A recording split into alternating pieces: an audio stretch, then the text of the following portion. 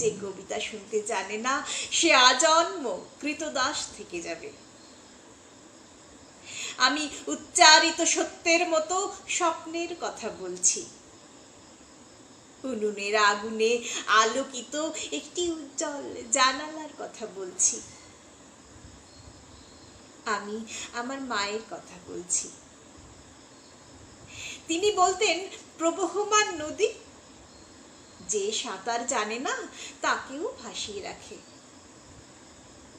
যে কবিতা শুনতে জানে না সে নদীতে ভাসতে পারে না। যে কবিতা শুনতে জানে না সে মাছের সঙ্গে খেলা করতে পারে না। যে কবিতা শুনতে জানে না সে মায়ের কোলে শুয়ে গল্প শুনতে পারে না। আমি কিংবদন্তির কথা বলছি।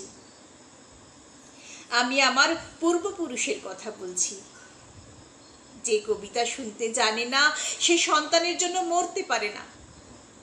যে কবিতা শুনতে জানে না সে ভালোবেসে যুদ্ধে যেতে পারে না।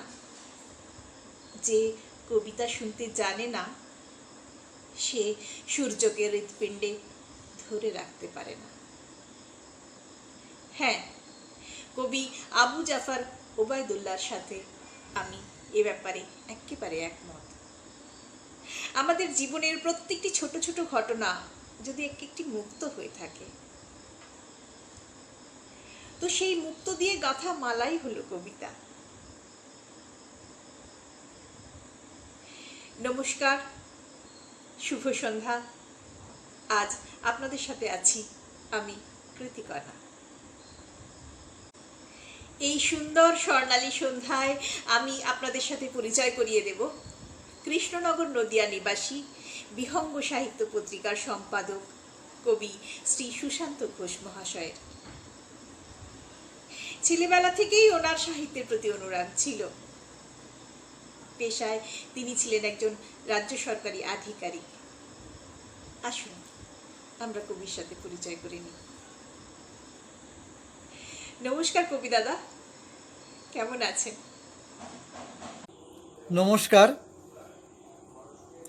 প্রথমেই আজকের অনুষ্ঠানের আয়োজক ও সঞ্চালক বোন কৃতিকণাকে আমার অন্তরের শুভেচ্ছা।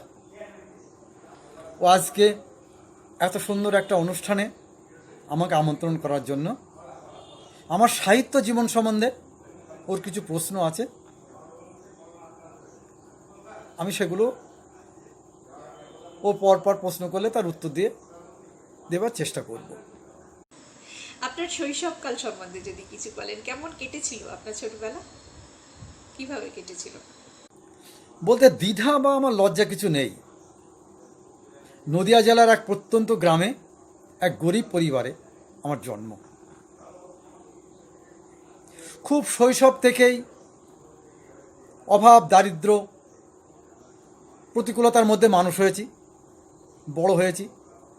তখন থেকেই দেখেছি এবং বুঝেছি যে আর্থিক দিক থেকে পিছিয়ে পড়া পরিবারে সমাজে প্রতিষ্ঠা পাওয়ার জন্য কত প্রতিবন্ধকতা। সুতরাং আর পাঁচটা ছেলের মতো আমার শৈশব খুব সুখকর বা আনন্দদায়ক নয়। অত্যন্ত লড়াই সংগ্রামের মধ্য দিয়ে আমার জীবন বড় হয়েছি এবং তখন থেকেই আমার ভেতরে একটা প্রতিবাদের আঁচ তৈরি হয়েছে। তখন থেকেই কি আপনার কবিতার প্রতি অনুরাগ জন্মেছিল? ভালোবাসা ঠিক কিনা আমি জানি না, তবে আমি ছোট থেকেই হাতে কাগজ কলম পেলে ছন্দের আকারে কিছু লেখার চেষ্টা করতাম। আমার বাস্তব জীবনের অভিজ্ঞতা, সেগুলো প্রতিবাদের ভাষা। স্কুল ম্যাগাজিনে যখন লিখতাম তখন থেকে আমার কবিতা লেখার হাতে খড়ি, তবে নিয়মিত হয়নি। এ পর্যন্ত আপনার কাব্যগ্রন্থের সংখ্যা কত? এ পর্যন্ত আমার 2টি কাব্যগ্রন্থ প্রকাশ হয়েছে। আরেকটি প্রকাশ করব আশা করি আছি কলকাতা বইমেলায়, যদি দেশ স্বাভাবিক হয়। আমার বইয়ের কাজ কলকাতা চক্রবর্তী পাবলিশার্সে চলছে। আশা করি আপনাদের ভালোবাসা আশীর্বাদ থাকলে নিশ্চয়ই পারবো। আপনার অবসর সময় কিভাবে কাটে? সঞ্চালক এবার একটা খুব ভালো প্রশ্ন করেছে। আমার অবসর কী করে কাটে? দিনের অধিকাংশ সময় সাহিত্য চর্চা করি, বাকি অবসরটুকু বাগান পরিচর্যা। মতো এভাবে আমার জীবন কেটে যায়, সময় কেটে যায়। আমি কখনো অবসাদ অনুভব করিনি। বুঝলাম, আপনি তো ছাত্রাবস্থা থেকেই তার মানে কবিতা লিখেন। তাহলে দাদা এ পর্যন্ত আপনার কবিতার সংখ্যা কত মোটামুটি? স্কুল কলেজ জীবন থেকে বা কর্মজীবনে আমি খুব লেখার অবকাশ পাইনি, সেই জন্য আমার যত কবিতা হওয়ার কথা ছিল নিশ্চয়ই হয়নি। মেনলি আমার লেখা অবসরের পরে আমার এখন ছড়া এবং কবিতা মিলিয়ে 300। যাই হোক, কবি সুশান্ত ঘোষের মুখে তার স্বরচিত কবিতা আমরা নিশ্চয়ই শুনব, কিন্তু তার আগে আমরা সেই সব বাচিক শিল্পীদের সাথে একটু আলাপ করে নেব যারা ওনার কবিতা আবৃত্তি করেছেন। প্রথমেই আমরা চলে যাব বাচিক শিল্পী মুনমুন বোসের কাছে। নমস্কার দিদি। কবি সুশান্ত ঘোষ এবং মানুষ সুশান্ত ঘোষ সম্বন্ধে আপনি কতটুকু জানেন? আপনাদের পরিচয় বা কিভাবে একটু যদি বলেন। সুশান্ত ঘোষ মহাশয়, তিনি বর্তমানের কবিদের মধ্যে একজন অন্যতম। ফেসবুকে তার সাথে আমার প্রথম আলাপ। আমি প্রথম তার কবিতা পাঠ করি, আমি কালো মেয়ে। সুশান্ত ঘোষ, গায়ের রং কালো হয়েই আমার জন্ম। বলো, এখানে কি করার আছে? যদি জন্মগত কালো হয় চর্ম, আর 5টা শিশুর মতো আমিও তো মায়ের কোলে ভূমিষ্ঠ। শিশুকালে মায়ের কোলে আমি কি করেছি বেশি অতিষ্ঠ? অন্য শিশু যেমন হাসে কাঁদে, আমিও তো করেছি তাই। তাহলে তোমাদের গায়ের রং সাদা, আমি কালো কেন ভাই? এই যে সাদা কালো চিহ্নিত, কে গড়েছে ভেদ? কার স্বার্থে লেগেছে ঘা? কার মনে এলো এত জেদ? আমার অবশ্য এতে নেই কোনো হীনমন্যতা। আমি আছি ভালো বেশ। তোমার রক্ত আমার রক্ত, নেই প্রভেদ, এটাই তো শেষ। আমি কালো মেয়ে, তুমি খুব ফর্সা। আমি বাবা মায়ের অবহেলিত, তুমি হয়তো খুব ফর্সা।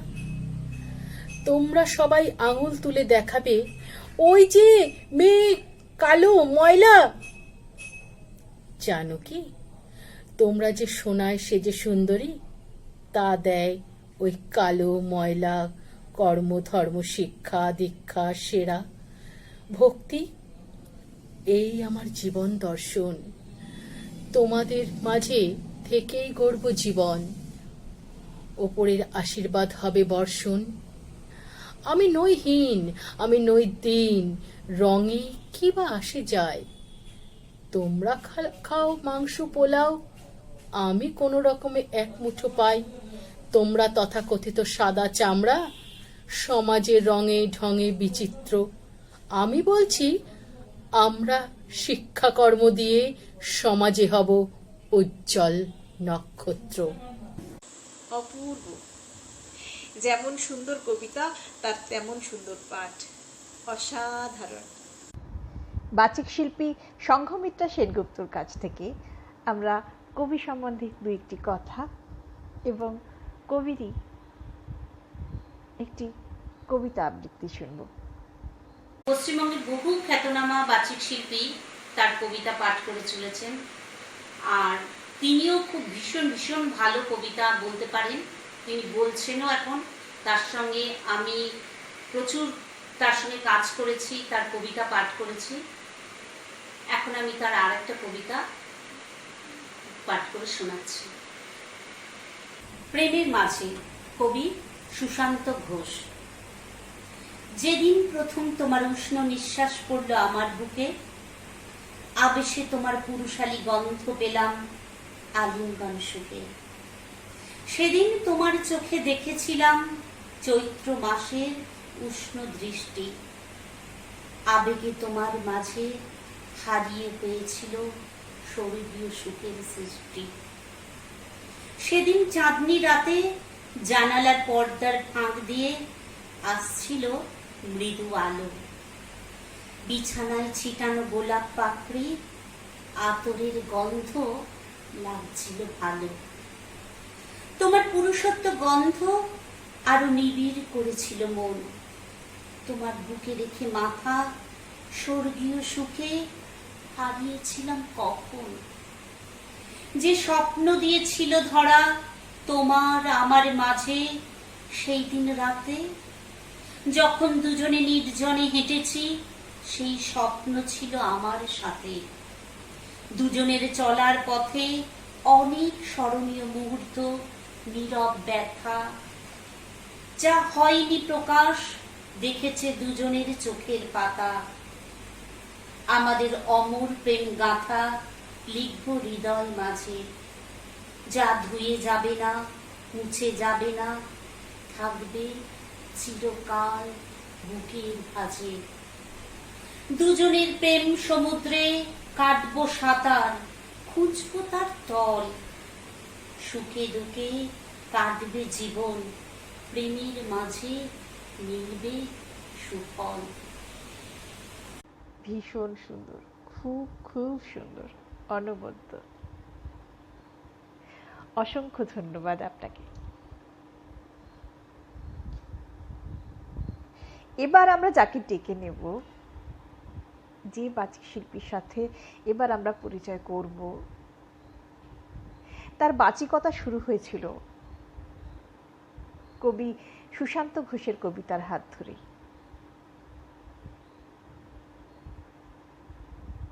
তার কাছ থেকেই কবি সম্বন্ধে কয়েকটি কথা এবং কবির একটি কবিতার আবৃত্তি শুনে নিই। আসুন।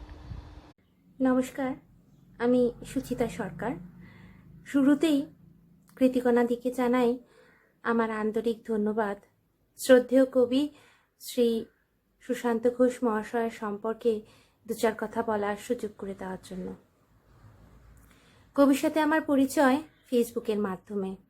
আজকে ওনার একটি কবিতা আপনাদের পড়ে শোনাতে চাই, ভুল ত্রুটি মার্জনা করবেন।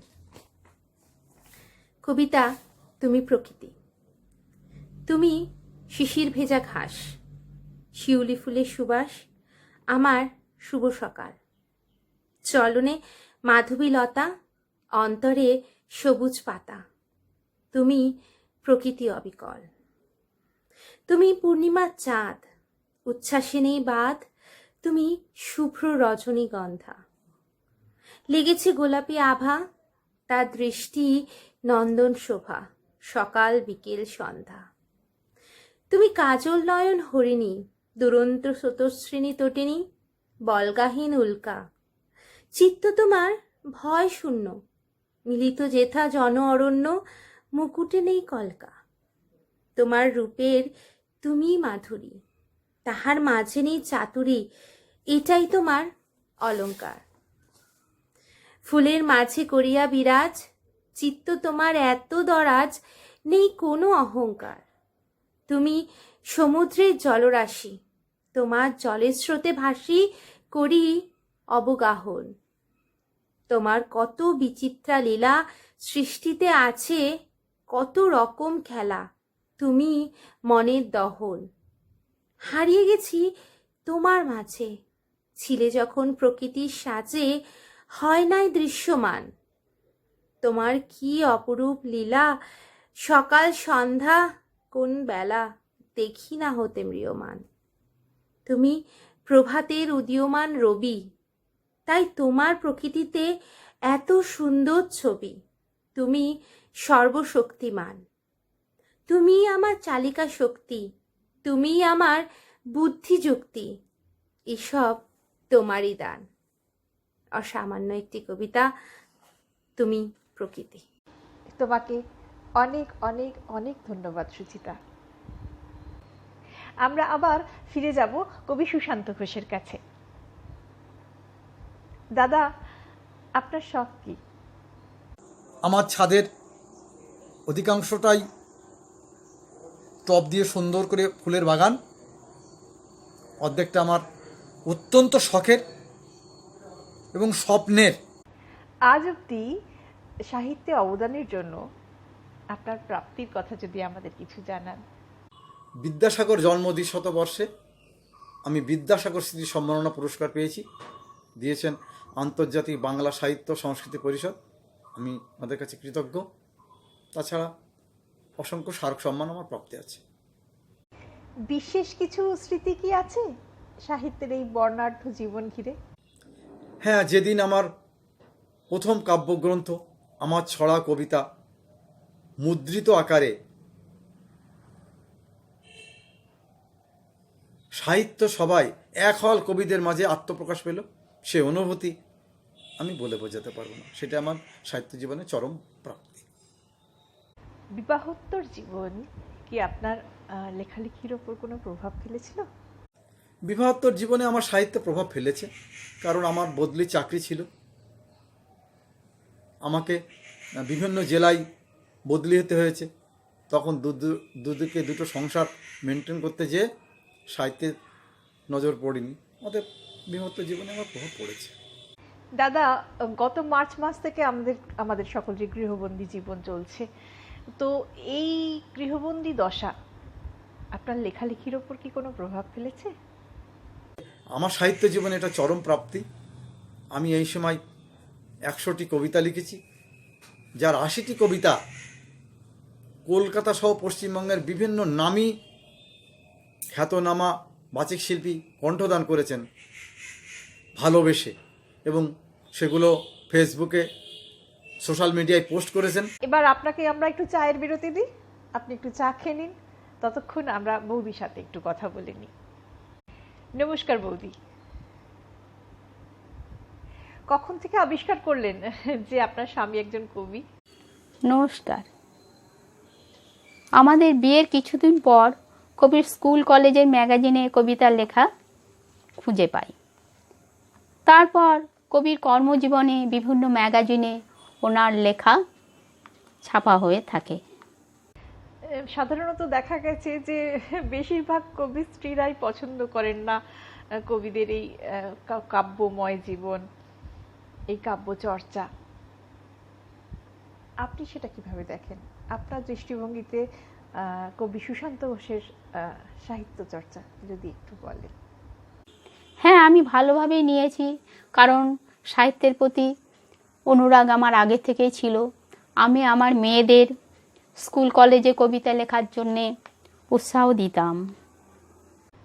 না না, আসলে অনেক ক্ষেত্রেই তো আমরা দেখি এই কাব্য চর্চা করতে গিয়ে দাম্পত্য কলহ শুরু হয়ে যায়।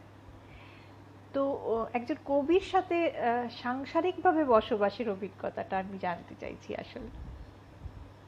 আমাদের বাড়িতে, অর্থাৎ আমাদের দুজনের মধ্যে সাহিত্য নিয়ে আলোচনা হয়। কবি যখন লিখতে বসেন তখন আমাকে ডাকেন, আমিও মাঝে মাঝে টুকটাক কবিতাও লিখে থাকি। তাই এই নিয়ে আমাদের মধ্যে কোনো গৃহবিবাদ নেই।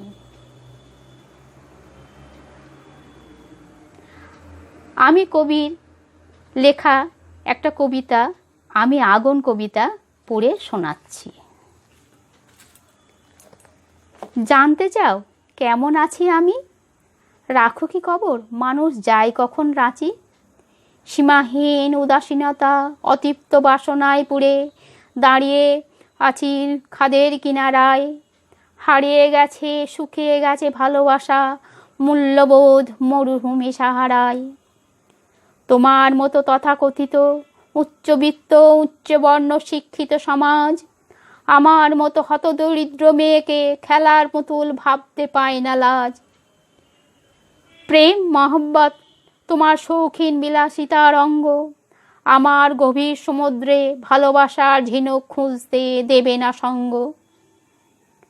আমার প্রতিটি অঙ্গ বীরাঙ্গনা মাতঙ্গিনী লক্ষ্মীবাই ঝাঁসির রানী, আমার কথা মাসের সারদা নিবেদিতা টেরেজা মহাশ্বেতার বাণী। শিশু হাসে দুঃখী পায় সুখ, আবার ভয়ে কাঁপে মেদিনী। আমি নারী ভালোবাসার লাঞ্ছনার অসুর দামিনী। দারিদ্রতার মাপ কাটিতে হয় যেখানে ভালোবাসার বিচার, আমার মতো আঘাত জর্জরিত নারী সহস্র কণ্ঠে হবে সোচ্চার। ভালোবাসার কারবারিদের ঝরবে চোখের জল সহস্র বিন্দু। বঞ্চনা, লাঞ্ছনা, অপমানের প্রতিবাদে তৈরি হবে সিন্ধু। আমি তুষে পড়া ছাই চাপা আগুন, ভালোবাসায় লাগলে আঘাত জ্বলতে পারি দ্বিগুণ। নমস্কার। আপনাকে অসংখ্য ধন্যবাদ বৌদি, অনেক অনেক ধন্যবাদ। চায়ের বিরতির পর দাদা আবার ফিরে এসেছেন আমাদের সাথে। এবার আর অন্য কোনো কথা নয়, এবার দাদার মুখে স্বরচিত কয়েকটি কবিতার কিছু অংশ শুনে নেব। আমার যে সমস্ত কবিতা বাচিক শিল্পীদের কণ্ঠদানে সোশ্যাল মিডিয়ায় জনপ্রিয়তা লাভ করেছে, তার মধ্যে একটি কবিতা আমি অংশবিশেষ পাঠ করছি। কবিতা তুমি নতুন পথের দিশারি। সব আশা যখন হয়েছে নিরাশা, চলার পথ হয়েছে রুদ্ধ, আমি তখন জীবন যুদ্ধে ডুবন্ত জাহাজ। সেই সময় তুমি অকস্মাৎ এসে পিছন থেকে কাঁধ স্পর্শ করে দিলে আমায় ছোট্ট আওয়াজ। হারিয়ে গেছে জীবনের মূল্যবোধ, দিশেহারা লক্ষ্যহীন, পায় না ভেবে কিনারা কুল।